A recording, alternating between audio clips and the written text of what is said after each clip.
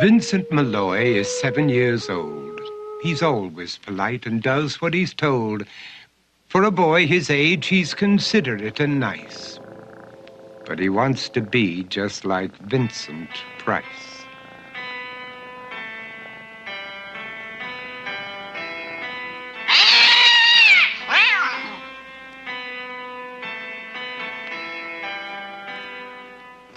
He doesn't mind living with his sister, dog, and cats, though he'd rather share a home with spiders and bats.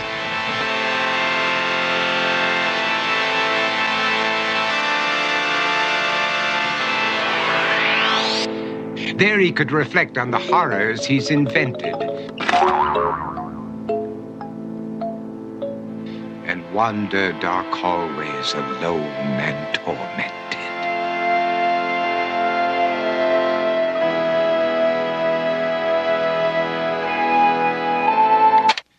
Vincent is nice when his aunt comes to see him, but imagines dipping her in wax for his wax museum.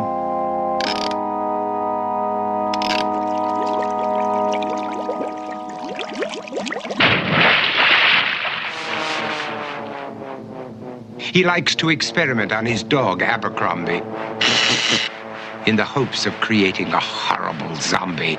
So he and his horrible zombie dog could go searching for victims in the London fog.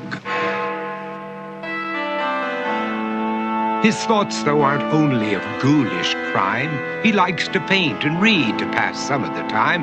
While other kids read books like Go, Jane, Go, Vincent's favorite author is Edgar Allan Poe. One night, while reading a gruesome tale, he read a passage that made him turn pale. Such horrible news he could not survive, for his beautiful wife had been buried alive. He dug out her grave to make sure she was dead, unaware that her grave was his mother's flower bed.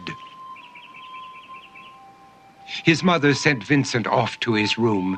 He knew he'd been banished to the Tower of Doom, where he was sentenced to spend the rest of his life alone with the portrait of his beautiful wife. While alone and insane, encased in his tomb, Vincent's mother burst suddenly into the room. She said, "If you want to, you can go out and play. It's sunny outside and a beautiful day."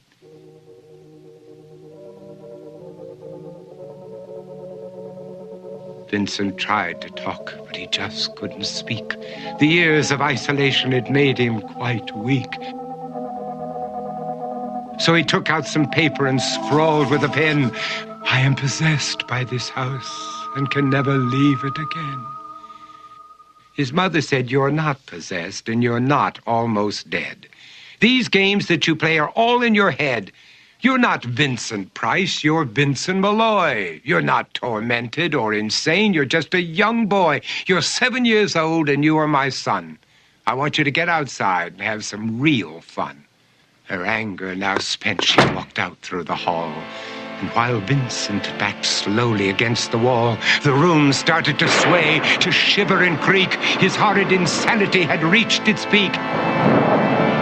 He saw Abercrombie, his zombie slave, and heard his wife call from beyond the grave. She spoke from her coffin and made ghoulish demands, while through cracking walls reached skeleton hands.